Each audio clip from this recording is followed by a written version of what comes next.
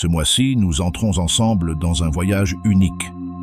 Un voyage avec l'un des hommes les plus marquants du siècle dernier, le pasteur Billy Graham. Il n'était pas un simple prédicateur. Il était un éveilleur d'âme, un homme dont la voix a traversé les nations, les générations et les cœurs endormis. Il a prêché devant des millions, mais il parlait toujours comme s'il s'adressait à une seule personne, toi. Billy Graham ne donnait pas de leçons. Il ouvrait des fenêtres, sur la vérité, sur le pardon, sur la grâce, sur ce Dieu qui ne cherche pas ta perfection, mais ton cœur nu, vulnérable et sincère. Il disait, Dieu ne vous appelle pas à être religieux, il vous appelle à être réel. Et c'est ce réalisme bouleversant qui traverse encore aujourd'hui ses enseignements. Ce mois, nous allons plonger dans plusieurs de ses messages les plus forts, les plus profonds, les plus confrontants aussi. Et aujourd'hui, on commence par une vérité qui dérange, mais qui libère. Ne répète jamais ces mots quand tu es en train de prier. Ça peut sembler anodin, mais ce que tu dis dans ta prière peut t'élever ou t'éteindre. Il y a des mots qu'on répète, sans penser, sans sentir, par habitude ou pour se rassurer. Et si ces mots, en apparence pieux, étaient justement ce qui bloque ton cœur? Et si Dieu attendait autre chose que des formules, autre chose que des répétitions creuses? Dans cette vidéo, nous allons explorer les mots qui ferment, ceux qui programment, ceux qui te paralysent et ceux qui t'empêchent de vraiment prier. Et avec les enseignements puissants de Billy Graham, appuyés par la sagesse de penseurs profonds comme C.S. Lewis, Carl Jung et même Jordan Peterson, tu vas comprendre ce que Dieu attend vraiment quand tu pries. Installe-toi, écoute et surtout, ose te regarder en face. Pourquoi prions-nous? Et surtout, comment prions-nous vraiment lorsque personne ne regarde? Ces mots qui montent vers le ciel, prononcés dans l'obscurité de notre chambre, ont-ils encore un poids? Ou sont-ils devenus des échos fatigués de ce que nous disions déjà hier et avant-hier? La prière, trop souvent, devient une habitude, une mécanique bien huilée. Elle n'élève plus, elle rassure. Elle ne bouleverse plus, elle apaise artificiellement. Carl Jung nous a avertis. Vous ne devenez pas éclairés en imaginant des figures de lumière, mais en rendant l'obscurité consciente. Dans cette optique, prier avec des mots vides revient à fuir cette obscurité, au lieu de la regarder en face. On ne prie plus pour être transformé, on prie pour éviter la transformation. Les mots deviennent des murs. Des formules toutes faites nous protègent du vertige d'un vrai dialogue avec Dieu. Viktor Frankl, survivant des camps et penseur profond de la condition humaine, écrivait « Ce qui donne un sens à la vie, donne aussi un sens à la souffrance. » Et si nos prières perdèrent leur sens parce qu'elles ne touchent plus à notre souffrance, parce qu'elles n'ont plus ce lien brut, sincère, avec notre réalité intérieure? Billy Graham, avec cette lucidité qui transperce les apparences, déclarait « Dieu ne se laisse pas impressionner par la beauté des mots, mais par la vérité du cœur. » Il ajoutait encore « La prière est plus qu'une tradition, c'est un cri de l'âme vers Dieu. » Alors pourquoi avons-nous transformé ce cri en récitation? Pourquoi avons-nous remplacé l'intimité par le rituel? Chaque mot que nous adressons à Dieu devrait être chargé de vérité, même imparfaite. Dieu ne cherche pas des phrases bien tournées. Il cherche des prières qui saignent, des prières qui nous exposent, des prières où, pour une fois, nous cessons de jouer un rôle, même devant lui. Tes mots en prière résonnent-ils encore dans ton âme? Ou ne font-ils que remplir un silence que tu redoutes? Seigneur, pourquoi moi? Pourquoi cette épreuve? Pourquoi maintenant?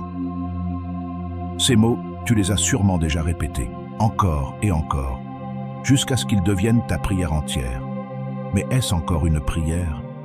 Ou est-ce devenu un acte d'accusation? Dans la douleur, le cœur cherche des explications, et parfois, il transforme Dieu en suspect. Mais une prière qui tourne à la plainte finit par fermer ton cœur plutôt que l'ouvrir. Épictète nous secoue avec une vérité brute.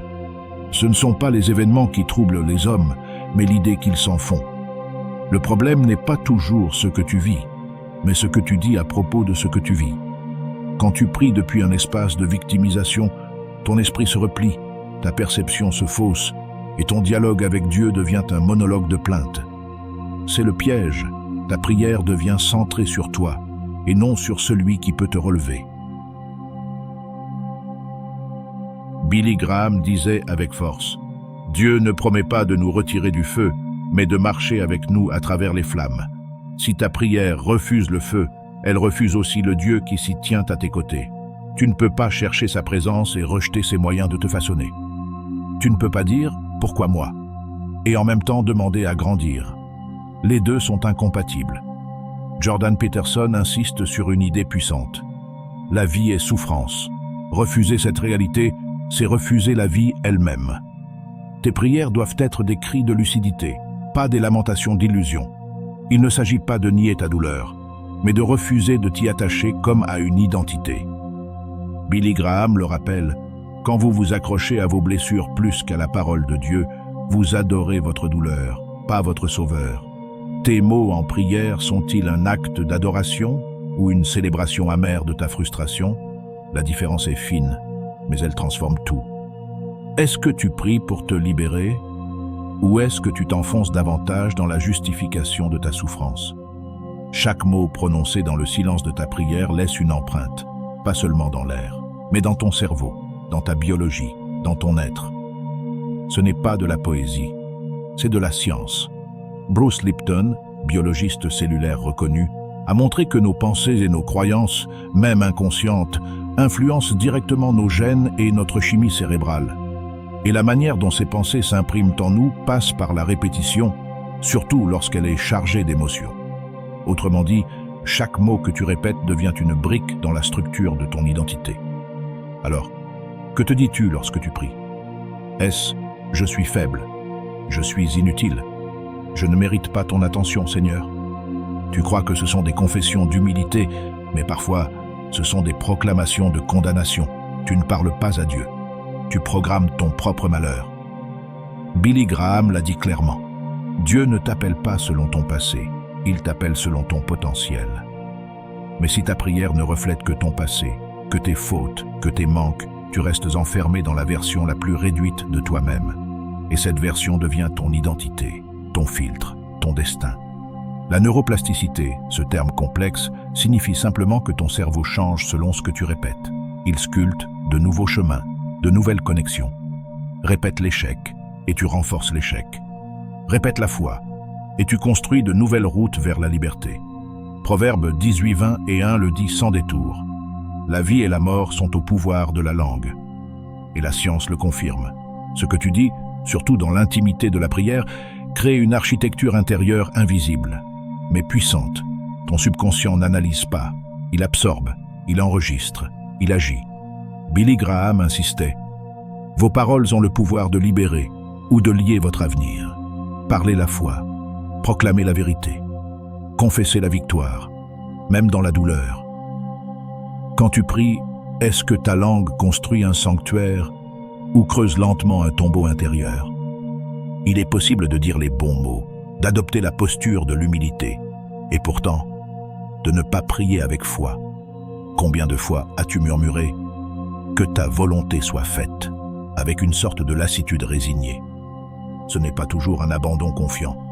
Parfois, c'est une manière d'abdiquer, de fuir la tension intérieure de l'espérance, cette tension sacrée où l'homme attend encore, même dans le noir. Søren Kierkegaard écrivait « La prière ne change pas Dieu, mais elle change celui qui prie. » Mais comment veux-tu être transformé si, au fond de toi, tu as déjà accepté que rien ne changera? Quand ta prière devient une simple soumission fataliste, elle perd sa force transformatrice. Tu ne pries plus pour entrer dans le mystère de Dieu, tu pries pour t'éloigner du combat intérieur que l'espérance exige. Saint Augustin, dans sa quête inlassable de Dieu, disait « Tu nous as fait pour toi, Seigneur, et notre cœur est sans repos, tant qu'il ne repose en toi. » Ce repos dont il parle n'est pas une résignation, mais une union profonde, un abandon confiant qui garde l'attente vivante. C'est une foi active, brûlante, qui ne cesse d'espérer même dans l'ombre.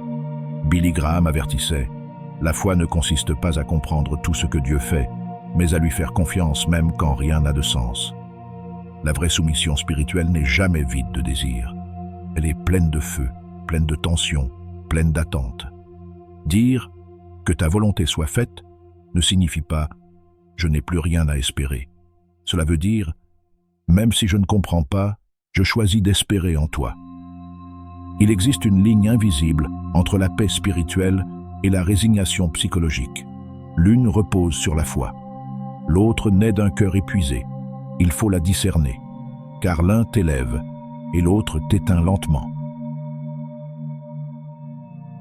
As-tu transformé ta prière en un abandon vivant ou en une capitulation silencieuse recouverte du masque de la piété? Parfois, tu veux bien prier, mais pas te montrer.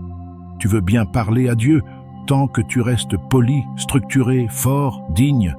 Tu choisis des mots qui rassurent. Tu construis une prière qui sonne bien, mais qui sonne faux. Parce qu'en réalité, tu n'es pas en train de t'ouvrir. Tu es en train de te cacher, même devant celui qui te connaît déjà. Mais si Dieu ne cherchait pas ton apparence spirituelle, mais ton cœur brut, et si ce n'était pas tes mots qu'il attendait, mais ta vérité nue, tes larmes, ta peur, ton absence de foi, ta colère même, et si la prière véritable commençait exactement là où tu t'interdis de parler?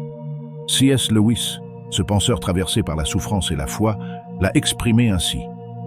Dieu murmure dans nos plaisirs, parle dans notre conscience, mais crie dans nos douleurs. Il ne s'est jamais retiré de l'âme blessée. Au contraire, c'est là qu'il s'approche le plus. Le drame, c'est que nous sommes souvent absents de nous-mêmes au moment où nous avons le plus besoin de prier. Nous filtrons, nous masquons, nous jouons un rôle devant celui qui voit déjà tout. Billy Graham a dit un jour, « Ce que Dieu veut de toi, ce n'est pas la performance, c'est l'authenticité. Il peut tout transformer, sauf ce que tu refuses de lui remettre. » Tu n'as pas besoin d'un langage religieux, tu as besoin d'un cœur vrai. Tu n'as pas besoin d'une théologie parfaite, tu as besoin d'un cri réel. Brené Brown, spécialiste de la vulnérabilité, nous rappelle que la connexion commence là où finit la prétention. C'est la même chose avec Dieu. Il ne t'a jamais demandé d'être fort, il t'a demandé d'être vrai. Même si cette vérité, aujourd'hui, c'est « Je ne sais plus prier, je n'y crois plus, aide-moi ». C'est une prière, une vraie. Regarde les psaumes de David. Certains sont des cris de détresse, d'autres des élans de rage, d'autres encore des silences où seul un soupir monte vers le ciel. Mais tous sont entendus, parce qu'ils sont honnêtes. Et toi, oseras-tu dire à Dieu ce que tu caches à tout le monde, même à toi-même?